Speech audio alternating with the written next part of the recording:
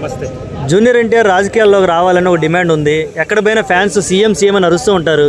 ఏంది పరిస్థితి, రావాలంటావా వద్దంటావా? నీ అభిప్రాయం ఏంది? ఆయన ఖచ్చితంగా రాజకీయాల్లోకి రావాలి.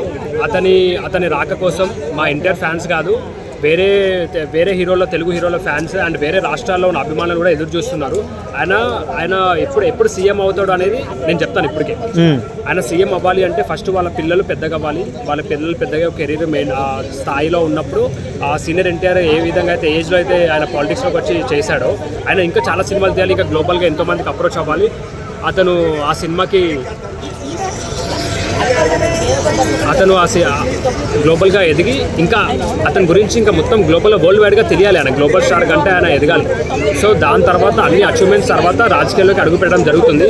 అతను అంతకుముందు సీనియర్ ఎన్టీఆర్ గారు ఏదైతే 6-8 నెలల్లో పెట్టిన వెంటనే సీఎం గెలిచారో, అలాగే జూనియర్ ఎన్టీఆర్ కూడా అంతే వేగంగా క్విక్గా ఆ రిజల్ట్ వచ్చి ఆయన సీఎం అయ్యే యోగ్యత ఉంది. ఎప్పుడంటే ఫ్యూచర్లో, ఇప్పుడు కాదు, ఒక 30-40 years టైం పడుతుంది. అప్పటి వరకు ఆయన ఓన్లీ పాలిటిక్స్ అని చూస్తుంటాడు, గమనిస్తూ ఉంటాడు, అంతా తెలుసుకుంటూ ఉంటాడు. ఆయన ఏమి పట్టించుకోడు.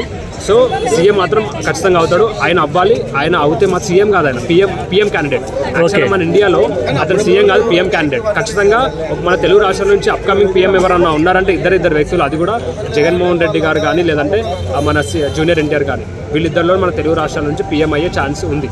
చంద్రబాబు నాయుడుకి ఉంది, కానీ ఏమో ఇప్పుడు సీట్ల గురించి కొంచెం ఇబ్బందిగా జరుగుతుంది కదా. సో అది కూడా మనము చెప్పలేము.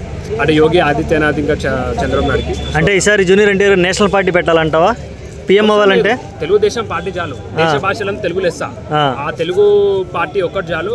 వరల్డ్ అంటే టీడీపీలోకి ఛాన్స్ లేదు కదా, రానివ్వట్లేదు కదా జూనియర్ ఎన్టీఆర్ని. రానివ్వట్లేదు కాదు, ఎందుకు రానివ్వడం కాదు, ఆయన బిజీలో సినిమాలు చేసుకుంటాడు. రానివ్వడానికి ఆయన ఎప్పటికప్పుడు ఫాలో అవుతూ చూస్తూ ఉంటాడు. యాక్చువల్గా వాళ్ళ మామ బతికే ఉన్నాడు, వాళ్ళ బాబాయ్ బతికే ఉన్నాడు. సో వాళ్ళ పెద్ద అంటే ఎవరు కలుపుకోవట్లేదు కదా. జూనియర్ కలుపుకోవడం కాదు, ఈయన ప్రొఫెషన్ వేరు, వాళ్ళ ప్రొఫెషన్ వేరు. ఎవరు బిజీలో వాళ్ళు ఉన్నారు. కలుపుకోవడం అంటే ఏం లేదు. వీళ్ళు మనకు తెలియకుండా వాళ్ళు బహిరంగంగా కాకుండా వాళ్ళుగా కలుసుకొని మాట్లాడుకొని చర్చించుకుంటారు ఆ విషయాలు. ఓకే, అంటే జూనియర్ ఎన్టీఆర్ గారు టీడీపీలోకి రావాలి, టీడీపీ తరపున పోయి ఎమ్మెల్యేగా పోటీ చేసి తర్వాత సీఎం పిఎం అవ్వాలంటారు. ఎమ్మెల్యే సీఎం అవసరం లేదు, రావాలి కాదు, ఖచ్చితంగా వస్తాడు. సీఎం అయితే పిఎం కూడా అవుతాడు. Okay, damn sure. అంటే టీడీపీ వాళ్ళు రాణిస్తారా లేదా అనేది ఒక డౌట్. బాబా వంగ కాదు, నాస్ట్రోడామస్ కాదు, ఇంకా ఇట్లాంటివి ఏం కాదు, బ్రహ్మం గారు కాదు. నేను చెప్తున్నా, నా పేరు రిచర్డ్సన్ రాయుడు, మాది రాయలసీమ. అంటే మేము ఏది పడితే అది మాట్లాడము. ఖచ్చితంగా ఆయన సీఎం అవుతాడు, పిఎం కూడా అవుతాడు. ఆయన ఎమ్మెల్యేగా పోటీ చేసేంత ఆయన చిన్న స్థాయి కాదు ఆయనది.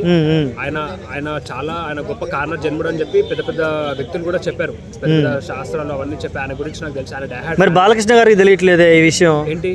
అదే కారణ జన్ముడు ఎందుకు తెలియదు బాలకృష్ణ? అంటే అవాయిడ్ చేస్తా ఉంటాడు కదా జూనియర్ ఎన్టీఆర్ ని. బాలకృష్ణ కంటే చాలా తెలివైన వాడు. బాలకృష్ణకి ఏ వాచ్ పెట్టుకోవాలి, ఏం చేసుకోవాలి, అసలు ఏ డ్రెస్ వేసుకోవాలి, అంతా చెప్పేదంతా వీళ్ళే జూనియర్ ఎన్టీఆర్. ఆయన గైడెన్స్ లేకుండా ఏమీ అంతా ఏది ముందు జరగదు. అది మనకేం బయట తెలియదు అంతే. ఓకే, మనకు తెలియదు, ఇంకా ఎన్నో జరుగుతున్నాయి. ఓకే ఓకే అండి, థ్యాంక్ యూ సో మచ్.